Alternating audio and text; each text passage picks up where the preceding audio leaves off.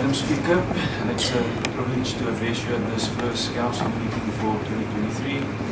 And in comparison to previous years, 2023 probably did not start the way we wanted it to.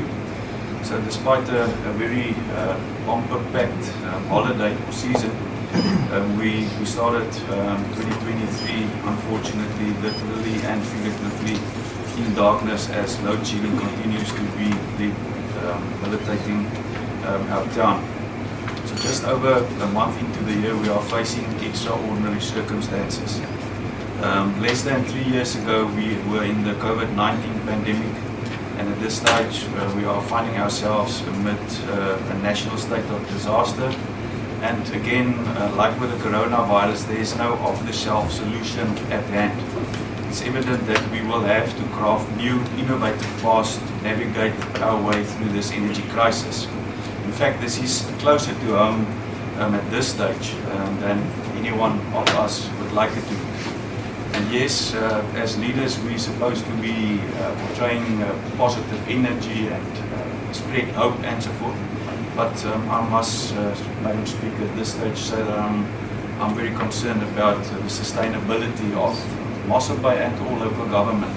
And I will elaborate on that more. At present, the Mossel Bay Municipality is facing up to now, only up to January, 44 million rand shortfall on our operational adjustment budget due to the ongoing load shedding, which escalated to even higher stages since June 2022. The loss due to electricity is about, at this stage, equates to 31,000 units per hour.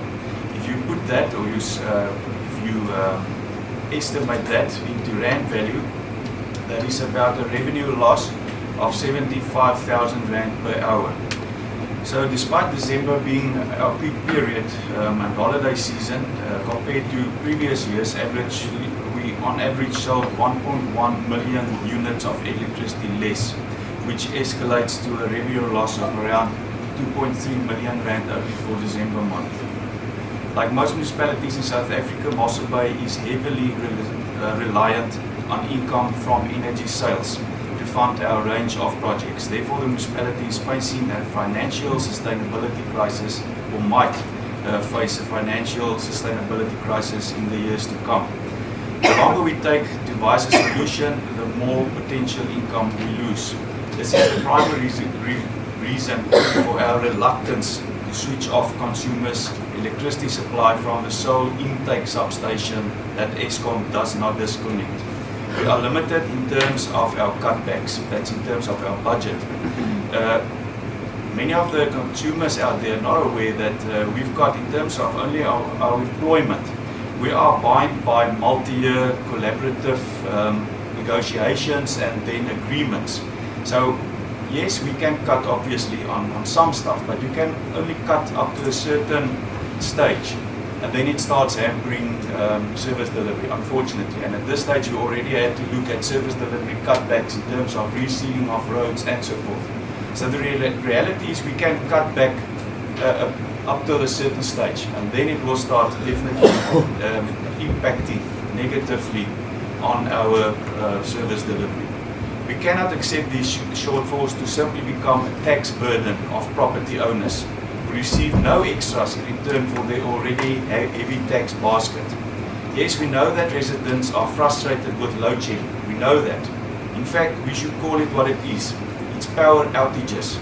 Many residents are at the end of their tethers, and also obviously businesses. A lot of business people are worried about going bankrupt and having to get rid of the employees working for them. Our small businesses are still struggling to recuperate from the damages of COVID-19, and they still or simply don't have resources to just go off the grid. So the fact is, yes, it is an unfair situation.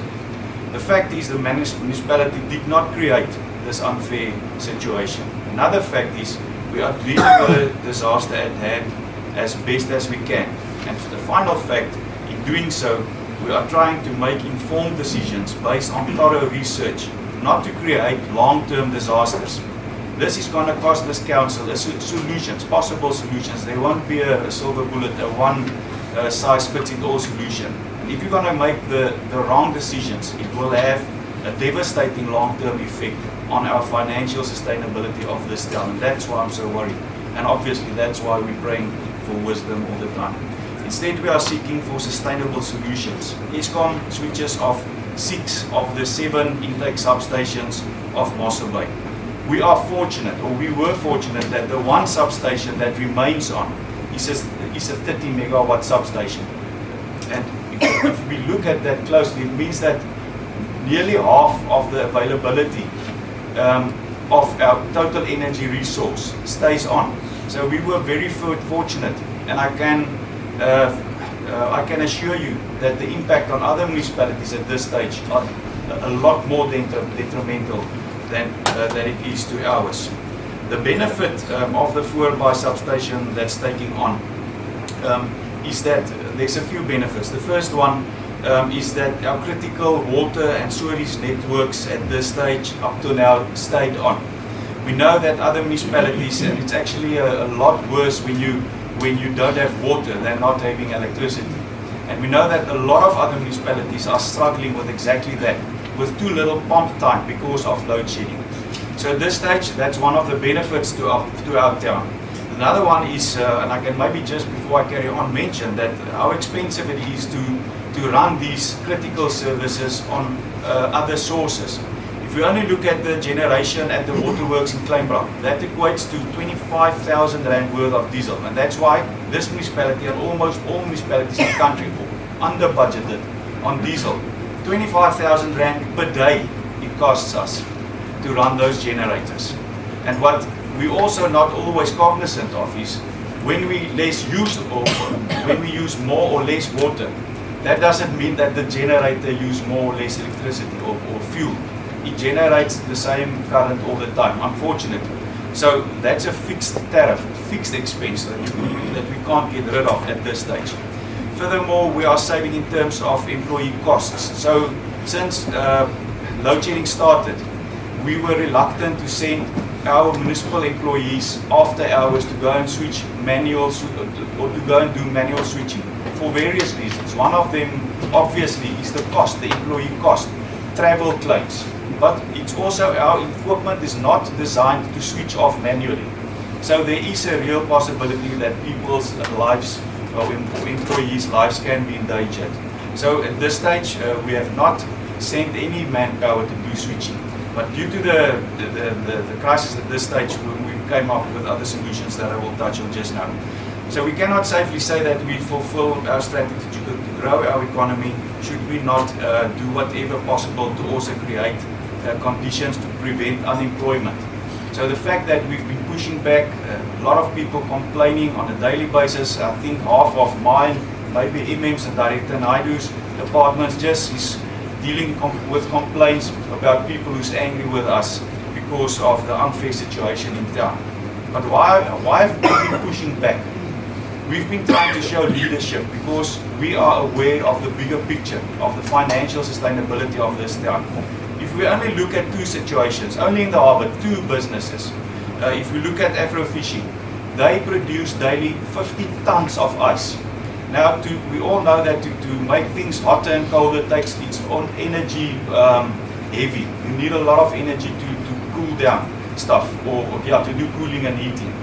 So with that, they also have seasonal, not their permanent staff, their seasonal staff. There's 350 people working for them. And there's no way that they can just go and install other resources to help fill the gap of Eskom. For them, it's not financially viable to come up with self-generation to freeze 50 tons of ice per day. And that's the reality. So we've got plants where it's not viable for them to just go off the grid. Sivuna, for instance, they've got 600 seasonal staff, not permanent staff, seasonal staff who's working there, who might lose their jobs. 40% of the stuff they work with is perishable products. That is, out of the 700 tons, 40% of that perishable products get exported.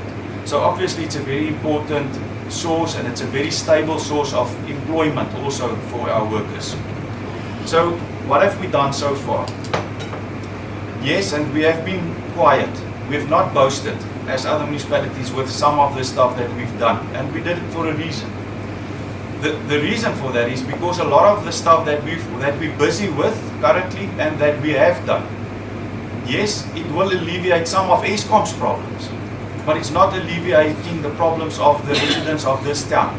So the stuff that's been done, it's great stuff, and I want to compliment the administration for their future vision and for the stuff that's going on. But at the end of the day, it's not going to save us 1 hour of load shedding. That's the reality. But what have we done so far? The Municipal Municipality is part of the Municipal Energy Resilience Project run by province, and at this stage we've got our grid studies in place. Various viability studies have been done. So all the background homework, that's now sorted out, and we're very thankful for that, and Director Naidu and his whole team that's been. Because without that planning, obviously you cannot implement any solutions. Secondly, very importantly, 11,000 street lights and lights at sporting fields has been changed to energy sufficient lighting. Over the next couple of years, we're also going to roll out more of these projects. At this stage, the geysers that's been rolled out, the demand side management system has been rolled out for geyser control, and that can basically reduce the maximum demand by 4.5 MVA during peak periods. In terms of all the new housing projects, only solar water geysers have been installed. All old electrical equipment at our wastewater treatment plants has been replaced with energy efficient equipment. I go to many other towns where you see when it's load shedding, there's no traffic lights working. All our traffic lights, they have been fitted with LED lights, and they are equipped with battery backups. So we're fortunate that each and every traffic light in our town stays on due to the vision of our leadership and our administration in Mossel Bay. So once again, thank you very much for that. In the current financial year, 6.5 million rand will be spent on low-cost electrification projects, and one of these are obviously the LED, the continuous rollout of LED lighting, as we've also already touched on.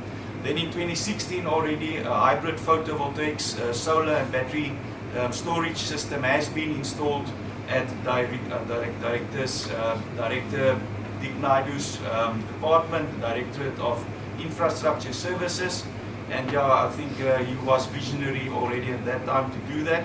So compliments to you, Director Naidu, and we're proud of that system. Obviously, we now want to continue rolling stuff like that out. Since the amended building regulations were implemented, approximately 5,481 houses are supplied with alternative energy sources for their heating loads. So what are we doing to fight load shedding? This is now moving forward. What's the stuff that we're now embarking on from here? So currently we are having weekly status meetings with a multidisciplinary team indicating technical advisors and services, including, these speciality, the professionals, let me put them that way, our legal team as well as our financial team. So thank you also, it's the financial team who came up with bringing it under our attention. What's the actual losses? It doesn't help to just have discussions. We do not comprehend what's the real problem at hand. So thank you for doing that work and bringing that under our attention. So thus far the financial applications and presentations on high level is taking place. Then as you are aware as councillors, but not the community out there maybe, we're busy with the environmental impact study of the 30 MVA solar farm in Mosdastria. Thank you to Director Venter for his team also running with that. Also future planning, forward planning. So that planning has been done. We're busy with the EIA. That's currently taking place. Hopefully we will have the final outcome in the future months, and hopefully some of the legislation that we're waiting for will also help with that. In terms of major infrastructure upgrades, the construction of a 47 MVA high voltage line is currently also being rolled out, and that project is 75% complete. It's the high voltage line between Mosdastria and the Okkert Boldmas substation. This line is required for the uptake of the electricity supplied by the solar plant into the municipal grid. The municipal critical installations are also we are looking at that at this stage, and obviously we will definitely also have to align our budget. So colleagues, and I've already told the DA caucus, colleagues, please, you need to understand. For the next financial year, the 44 million obviously was for half a year. That will double. And with the extra areas that we intend to switch off, that's going to get even worse. So I'm putting it out there already to the community and to our colleagues. We are entering tough times. And yes, I'm not the CFO, that's actually his job. But there will be a lot less money for nice stuff. That's unfortunately the harsh reality that we are currently facing. So we are looking at critical installations. At this stage, Director Naidu indicated that basically 10% of the usage of that is well, let me put it this way, of our total usage, we use almost 10%. And at this stage, it's important, as I've mentioned, that we get the critical services off the grid, that we can ensure if we go in prolonged periods of load shedding, that we have got water supply, that we have got sewerage, that our pump stations are working, that we ensure that we do not have sewerage all along the coast flowing into the sea and creating other disasters. So thank you also to our administration for thinking and planning towards that. And like I've mentioned, colleagues, at this stage, we will have no other choice. And when we talk about solutions, unfortunately, it's expensive. The reality is it's expensive. We're talking about hundreds of millions of rands. So the implementation of battery backup storage at substations is also given careful consideration, but it's costly. The reason this is viewed as a viable option is to provide a sustainable solution for residents not wanting to or who cannot afford to leave the grid. Battery storage is also mooted to sustain critical infrastructure and services. So that, as I've mentioned, is also at the critical infrastructure. We will definitely also look at battery backup. It must be noted, should this technology be considered, that resilience and affordability are ensured. So we must ensure that it's affordable and that we do not, as I've mentioned, create long-term problems for ourselves. We also, due to cost, need to give special attention to yielding the best energy return on our investment, that we get the best bang for our buck. Extended load limiting to additional areas has been top of mind among our residents since mid-January. This will commence 3 March, and I will expand on this a little bit later. We await the publication of the regulations pertaining to the state of disaster announced by the President at the State of the Nation address. And then when we go forward and we discuss load limiting to more areas, Eskom approached Mossel Bay Municipality to apply load limiting, resulting in additional electricity supply interruptions to areas until recently unaffected by load shedding. The necessity to continuously provide electricity to the Petro SA line that supplies diesel to the Gaurika combined cycle gas turbine power plant near Petro SA used to power the national grid that Eskom does not switch off at Voorby. So it's Eskom not switching off that sole substation. As a result, all areas supplied with electricity from this intake substation are to date exempt from load shedding. To protect the national power grid and considering the increased disaster that load shedding brings nationally, Eskom has asked the municipality to assist with load limiting to more areas depending on the Voorby line in Mossel Bay. Mossel Bay Municipality historically maintained not to do any manual switching, as I've alluded to. Due to Eskom's request, we are now in the position to remotely disconnect certain areas due to the ongoing maintenance program and upgrade of the telemetry system. However, in his State of the Nation address on 9 February, President Cyril Ramaphosa insisted that hospitals and water treatment plants must be exempt from load shedding. This impacts the municipality's planning and ability to do load shedding or load limiting.